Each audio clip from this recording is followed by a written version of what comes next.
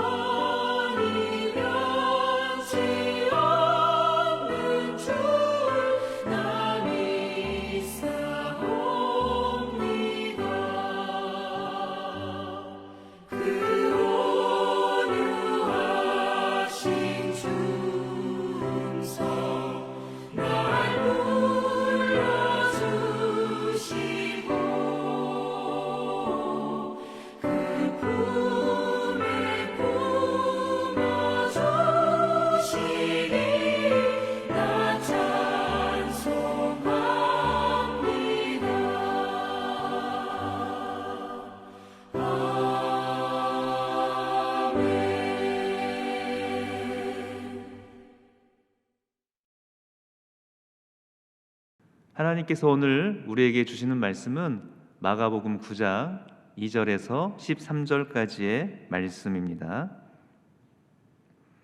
엿새 후에 예수께서 베드로와 야고보와 요한을 데리시고 따로 높은 산에 올라가셨더니 그들 앞에서 변형되사 그 옷이 광채가 나며 세상에서 빨래하는 자가 그렇게 희게할 수 없을 만큼 매우 휘어졌더라. 이에 엘리야가 모세와 함께 그들에게 나타나 예수와 더불어 말하거늘 베드로가 예수께 고하되 랍비여 우리가 여기 있는 것이 좋사오니 우리가 초막 셋을 짓되 하나는 주를 위하여 하나는 모세를 위하여 하나는 엘리야를 위하여 하사이다 하니 이는 그들이 몹시 무서워하므로 그가 무슨 말을 할지 알지 못함이더라. 마치 구름이 와서 그들을 덮으며 구름 속에서 소리가 나되 이는 내 사랑하는 아들이니 너희는 그의 말을 들으라 하는지라. 문득 둘러보니 아무도 보이지 아니하고 오직 예수와 자기들 뿐이었더라.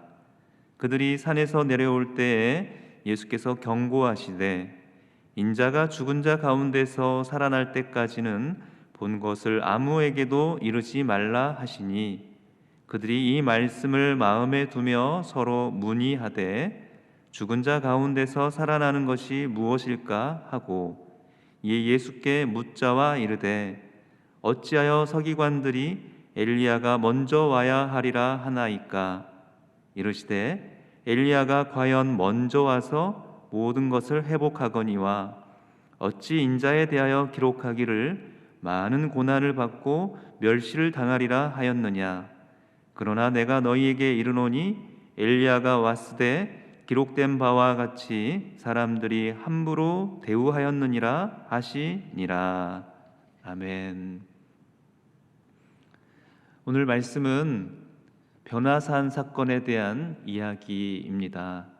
우리가 너무나 잘 아는 변화산 사건, 이 사건을 생각할 때 어찌 보면 참으로 또 마술처럼 보이기도 하고 또 신비한 그러한 하나의 에피소드, 또 이해할 수 없는 그런 모습처럼 보이기도 합니다.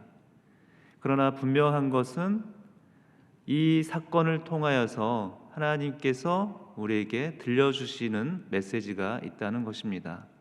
그리고 이 사건을 통하여서 예수님이 제자들에게 들려주고자 하셨던 말씀이 있다는 것입니다. 2절에 보면은 엿새 후에 예수께서 베드로와 야고보와 요한을 데리시고 따로 높은 산에 올라가셨더니 그들 앞에서 변형되셨다라고 기록을 하고 있습니다. 엿새 후라는 이 단어가 변화산 사건을 소개하는 하나의 중요한 또 이야기가 될 텐데요. 엿새 후라는 것은 예수님께서 제자들에게 처음으로 예수님의 죽으심과 부활하심에 대한 이야기를 한 이후 엿새가 지난 그 시기를 이야기합니다. 다시 말하면 예수님이 이 변화산 사건을 통해서 말씀하고자 하시는 것은 바로 이 사건이 예수님의 죽으심과 부활하심과 연관되어 있다는 겁니다. 이 사건이 단순히 예수님의 어떠한 기적, 마술처럼 보이는 하나의 사건을 보여주시는 것이 아니라 바로 예수님의 부활하심을 먼저 이 변화산 사건을 통하여서 보여주신다는 거예요. 여기에는 목격자이자 증인들이 있었어요. 예수님의 가장 친밀했던 세 명의 제자, 베드로, 야고보, 요한, 이 세 명의 제자들이 예수님과 동행하여서 산에 올라갔습니다. 이 세 명의 제자들을 통하여서 예수님의 그 변화된 모습을 보여주고 계시는데요.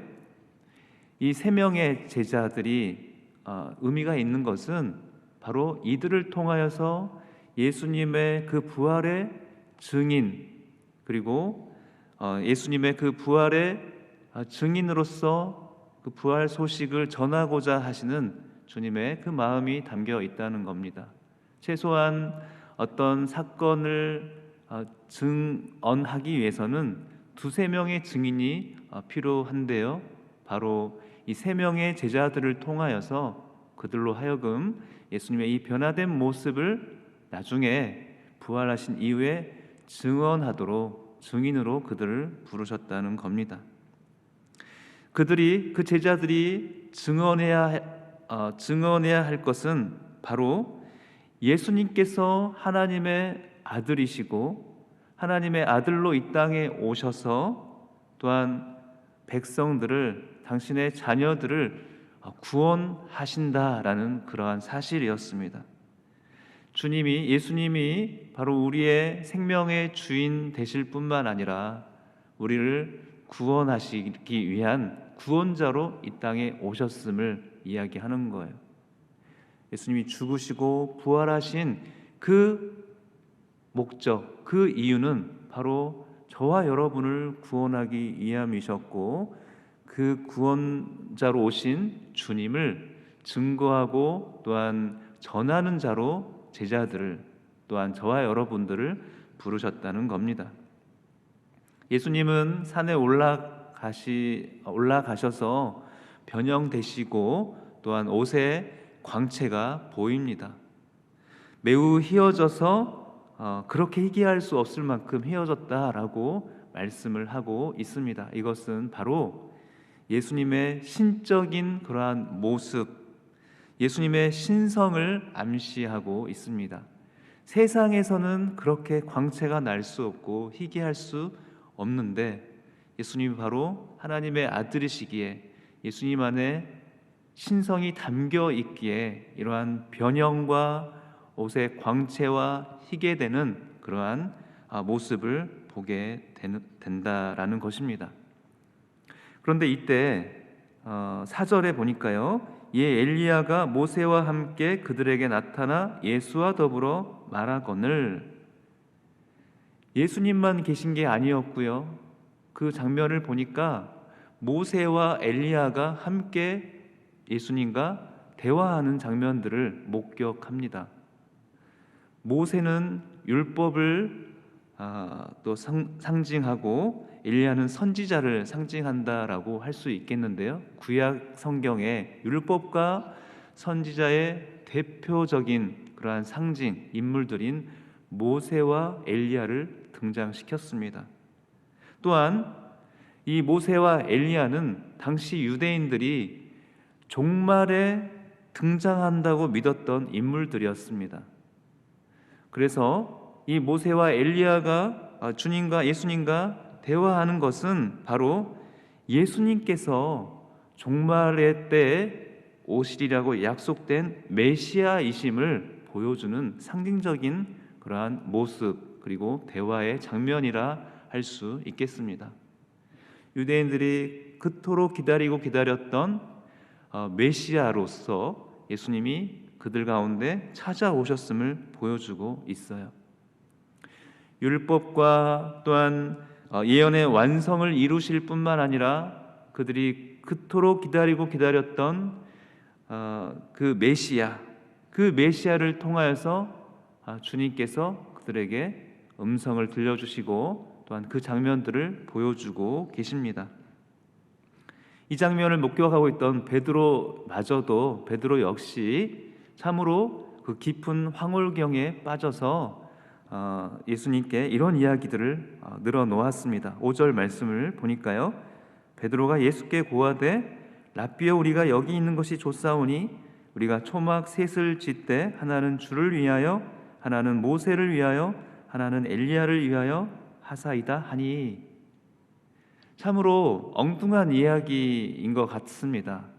지금 그들 앞에 제자들 앞에 예수님이 변형되시고 또 모세와 엘리야와 함께 대화하시는 그 장면을 목격하였는데요. 베드로의 입에서 나오는 이야기는 모세와 엘리야와 또 예수님을 위하여서 초막 셋을 짓겠습니다 이렇게 이야기하고 있는 거예요. 그들 가운데 찾아오신 메시아이신 예수님, 그 메시아에 대한 잘못된 이해로 말미암아 베드로가 어떻게 해야 될지 자기가 무슨 말을 하는지도 모르는 채 그 말들을 늘어놓았습니다. 어쩌면 예수님에 대해서 세속적인 메시아로서 그리고 또한 십자가가 없는 영광만을 추구하는 그 베드로의 그 삶의 모습을 드러내고 있는지도 모르겠습니다. 하나님 나라가 아닌 세상의 왕국을 꿈꾸고 있는 그 내면의 그 모습이 그 변화산 가운데에서 초막 셋을 지어 또한 그들이 또 세상의 왕국을 누리고자 하는 그 마음을 표출했는지도 모르겠습니다. 그러나 베드로는 그의 입술에서 나오는 이야기가 무엇인지도 모른 채 그 이야기를 했던 것인데요. 그때 마침 7절 말씀을 보니까 마침 구름이 와서 그들을 덮으며 구름 속에서 소리가 나되 이는 내 사랑하는 아들이니 너희는 그의 말을 들으라 하는지라. 성경에서 구름이 상징하는 것은 하나님의 임재를 말씀합니다. 하나님의 임재를 상징하고 있는데요. 또한 그 구름 가운데서 이러한 음성이 들렸어요. 이는 내 사랑하는 아들이니 너희는 그의 말을 들으라. 예수님을 향한 하나님의 음성이었습니다. 바로 하나님의 아들이신 예수의 음성을, 예수의 말씀을 너희가 들어라. 그 당부의 말씀이신데요. 이 하나님의 음성을 통하여서 예수님이 바로 하나님의 아들이심을 확증하고 계십니다. 그리고 이는 내 아들이라는 그 음성은 바로 예수님께서 공생애를 시작하시기 전 세례를 받으실 때 하늘에서 들렸던 음성과 동일하였습니다. 이는 내 사랑하는 아들이요 내 기뻐하는 자라라고 하셨던 그 음성, 세례 받으실 때 들렸던 그 음성이 바로 이 변화산 이 사건 가운데서도 동일하게 들리고 있는데요. 거기에 한 가지 추가되는 그 말씀이 있다면 그것은 바로 그의 음성을 들으라라는 거였어요. 예수님의 음성을 들으라는 그 말씀이었습니다. 그것은 바로 하나님의 아들이신 예수 그리스도의 통치하심을 받으라라는 그 당부의 말씀이에요.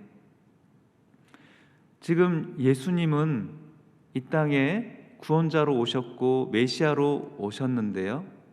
바로 율법과 선지자의 상징격인 모세와 엘리야와 함께 대화를 하고 계셨습니다. 그리고 하늘에서 음성이 들리자마자 모세와 엘리야는 사라졌습니다. 이것은 바로 모든 율법과 선지자가 아닌 예수님의 말씀을 들으라 하셨는데요. 율법과 선지자가 아닌 바로 예언서가 아닌 하나님의 말씀, 예수님의 말씀이 최종 권위가 있음을 보여주고 있습니다.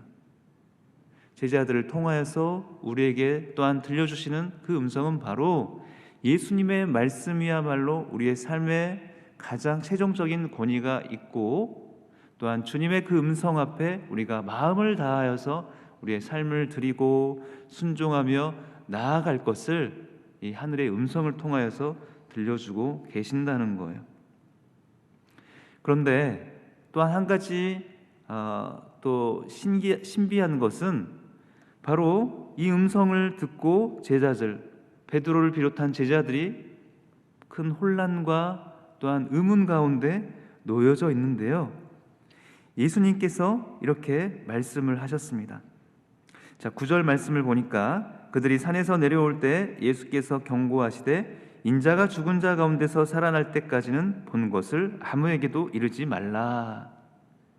지금 베드로와 다른 두 명의 제자들은 예수님이 변화되신 그 모습을 목격하였어요. 그리고 하늘의 음성을 들었습니다. 얼마나 놀랍고 얼마나 참 혼란스러운 그러한 상황인지 모르겠습니다. 그런데 예수님이 또 한 가지 당부를 하시는 거예요. 너희가 보고 들었던 이 장면들을 바로 인자가 죽은 자 가운데서 살아날 때까지는 아무에게도 이르지 말라는 것이었습니다. 다시 말하면 예수님께서 죽으시고 부활하실 때까지 이것들은 바로 너희가 목격한 이것은 비밀이라는 거예요. 그리고 그 이후에 예수님의 부활하심 그 이후에 나아가서 사람들에게 전하고 증언하라는 그러한 내용이었습니다. 이것은 어쩌면 베드로가 예수님과 또한 모세 엘리야의 그 대화하시는 그 장면을 볼 때 예수님에 대해서 또 메시아에 대해서 이 세상에 또 세속적인 메시아 하나님 나라가 아닌 세상의 왕국을 그 마음에 잠깐 품었던 그러한 모습과 같이 사람들도 마찬가지로 메시아에 대해서 잘못 이해할 수 있기 때문이었습니다. 예수님이 메시아이십니다 라고 증언할 때 그들은 세상의 왕국을 꿈꾸며 예수님을 또한 섬기고 그들의 왕으로 모실 수가 있습니다. 그래서 예수님께서 부활하신 그 이후에 이 장면들을 증언하라라고 당부하셨던 그러한 모습으로 이해할 수 있습니다. 예수님과 제자들이 지켜야 할 비밀이었지만 그 비밀은 기한이 정해져 있습니다. 예수님의 부활 때까지 비밀 그 기한이 정해져 있고 엠바고가 또한 정해져 있습니다.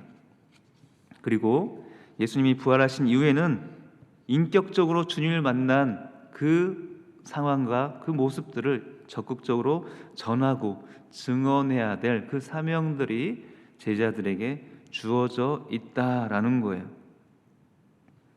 자, 마지막 말씀 11절 12절 말씀을 보면 이에 예수께 묻자와 이르되 어찌하여 서기관들이 엘리야가 먼저 와야 하리라 하나이까 이르시되 엘리야가 과연 먼저 와서 모든 것을 회복하거니와 어찌 인자에 대하여 기록하기를 많은 고난을 받고 멸시를 당하리라 하였느냐. 제자들은 이 예수님의 당부와 이 상황 가운데서 혼란스러웠지만 또한 질문을 합니다. 어찌하여 엘리야가 먼저 와야 한다는 이야기를 하고 있습니까? 주님이 메시아이시라면 먼저 와야 한다고 예언되어 있던 그 엘리야는 과연 어디 있습니까? 라는 질문처럼 들리는데요, 예수님이 이 질문에도 친절하게 답을 주셨는데요, 이미 엘리야가 너희 가운데 왔다. 그래서 13절, 그러나 내가 너희에게 이르노니 엘리야가 왔을 때 기록된 바와 같이 사람들이 함부로 대우하였느니라.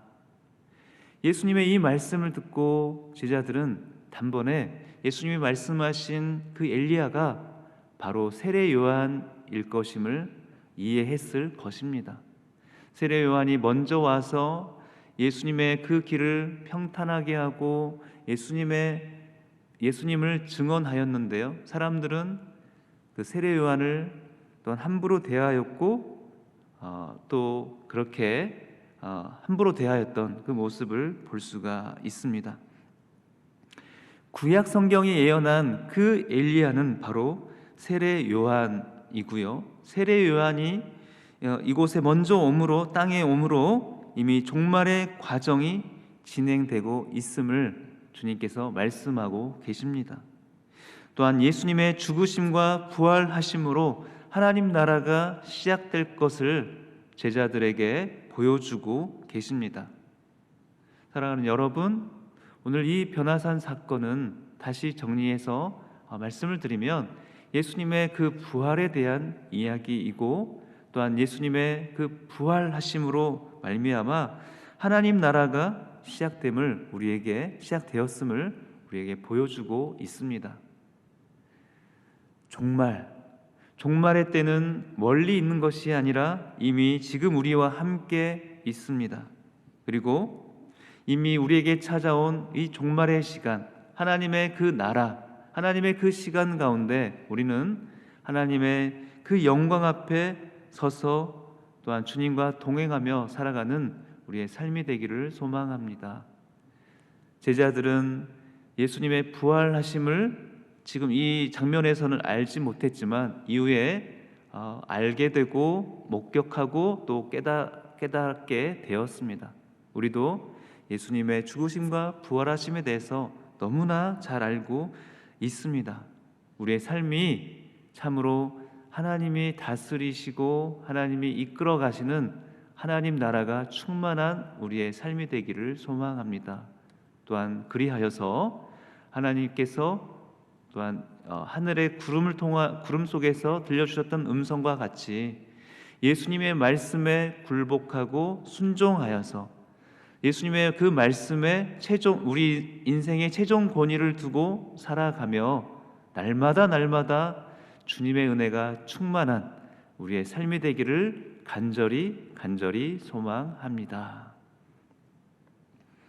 하나님 아버지, 오늘 변화산 사건을 통하여서 다시 한번 우리에게 찾아오신 주님의 놀라운 은혜를 기억합니다. 우리의 죄를 대신하여서 죽으시고 부활하신 주님의 은혜를 찬양합니다.